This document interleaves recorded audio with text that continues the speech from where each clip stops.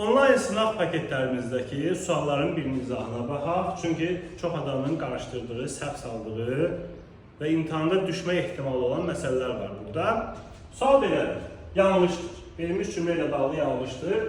Son vaxtlar ləng işlədiyinə və işləyərkən kobud səhvlər buraxdığına görə onun haqqında fikirləriniz dəyişmişdir. Baxın, əvvəlcə özünüz cavabınızı tapın, daha sonra keçək bizim izaha, görək düz tapmışsınız yoxsa yox. Çünki özünüz tapıb səhv edəsəz, o səhvi burada izah edəsəm, o şey sizin heç vaxt yadınızdan çıxmaz. Ona görə deyirəm ki, birbaşa izaha baxmayın. Əvvəlcə özünüz cavabınızı özünüz müəyyənləşdirin. Deməli, burada deyir ki, son vaxtlar ləngi işlədiyinə və işləyərkən kobud səhvlər buraxdığına görə həmçin səbəb zərflikləridirmi? Bəli.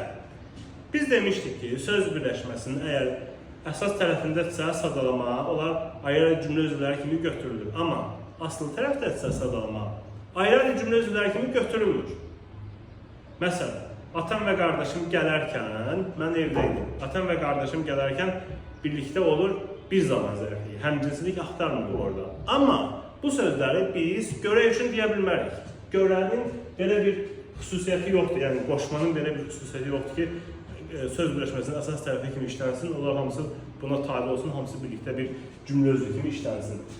Deməli, bu belə olacaq. Son vaxtlar ləng işlədiyinə görə və işləyərkən kobud səhvlər buraxdığına görə hamısı birlikdə olur səbəb zərfliyi.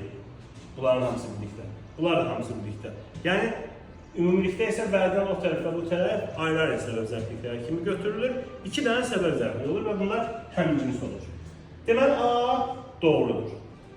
Mübtəda ilə xəbər arasında kəmiyyətə görə uzlaşma pozulduğundan qrammatik norma pozulmuşdur. Həqiqətən də burada kəmiyyətə görə uzlaşma pozulmuşdur. Çünki fikirlərimiz dəyişmişdir. Biri təkdədir, biri cəmdə. Amma norma pozulub mu? Xeyr.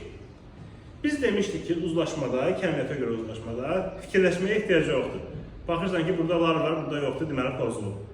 Amma norma bizə deyir ki, əgər bu fikirlərimiz insan deyilsə, heyvan deyilsə və cəmdə işlənibsə, mübtəda kimi, xəbər təkdə olmalıdır. Norma bunu deyir. Mən düzgün yazmışam bunu, fikirlərimiz dəyişmişdir. Əgər yazsaydım ki, fikirlərimiz dəyişmişdilər uzlaşmaya görə, onda mən səhv edəcəkdim. Əsas uzlaşma deyil, əsas normadır. Normanı birinci gözləmək lazımdır. Deməli, mübtəda ilə xəbər arasında uzlaşma pozulub, düzdür. Amma buna görə qrammatik norma pozulub mu? Xeyr, qrammatik norma pozulmur bu səbəbdən. Deməli, B yanlışdır. Müxtəlif ikinci